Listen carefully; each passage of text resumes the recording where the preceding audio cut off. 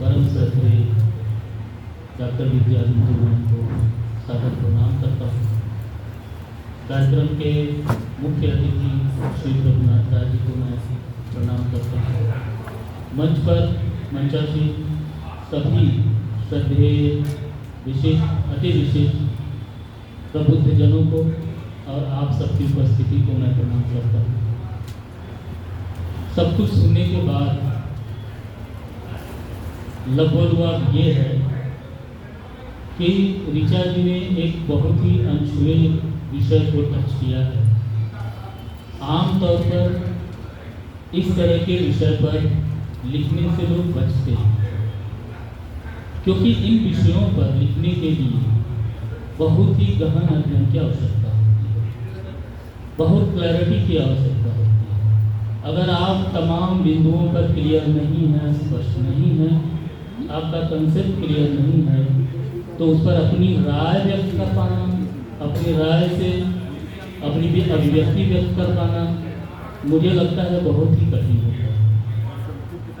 और जहाँ तक अभी सर बात कर रहे थे ऊर्जा की, तो कुल मिलाकर हमारे सनातन परंपरा में शुरू से ही हम लोगों को ये सिखाया जाता है कि जो भी ऊर्जा जिस स्वरूप में हमारे काम आती है उसके प्रति कृतज्ञता व्यक्त करना हमारा नैतिक दायित्व है। ये हमारी सांस्कृतिक विरासत रही है। और सनातन की बहुत खूबसूरत बात यही है कि हम सुबह से लेकर शाम तक जितनी भी ऊर्जा के जितनी भी स्वरूप हैं उनका जो है कि उनके प्रति हम कृतज्ञता व्यक्त करते हैं, उसकी पूजा करते हैं, उनकी आराधना करते हैं, चाहे वो दिख रहा हो चाहे न दिख रहा हो, गोचर हो या अगोचर हो, चाहे वो वृक्ष हो, पानी हो, हवा हो, प्रकाश हो, जो भी स्वरूप हो, तो सभी स्वरूपों की आराधना करना, उनके प्रति आभार व्यक्त करना हमारा नैतिक दायित्व रहा है।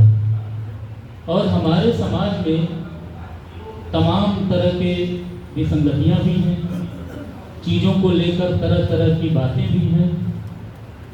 अब जैसे आपने छठी मैया के ऊपर अध्ययन किया होगा, वैदिक दर्शन को टच करने के लिए आपने जाहिर सी बात है वेद पढ़ा होगा, उपन्यास पढ़ा होगा, तमाम चीज़ें पढ़ी होंगी, संस्कारों को पढ़ा होगा, तभी आप एक राय बना पाई होंगी कि किस तरह से चीज़ों को लोगों के सामने लाना है, किन किन रहस्यों से पर्दा उठाना है, ताकि लोगों के अंदर जो विसंगतियाँ हैं, जो भ्रम हैं, उस भ्रम को दूर किया जा सके।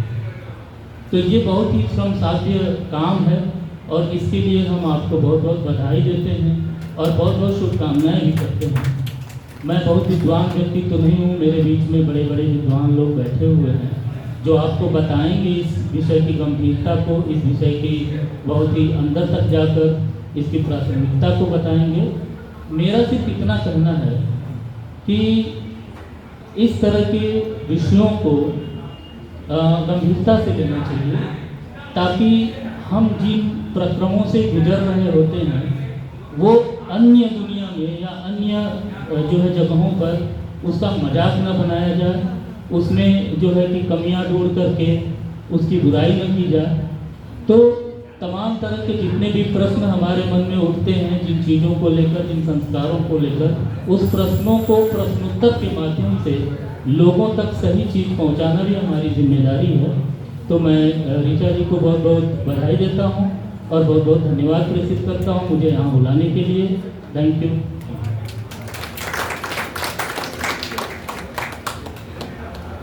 आपका धन्यवाद सर। अब मैं अति विशिष्ट अतिथि श्री सूर्य कुमार पांडे जी को आमंत्रित करती हूँ कि वो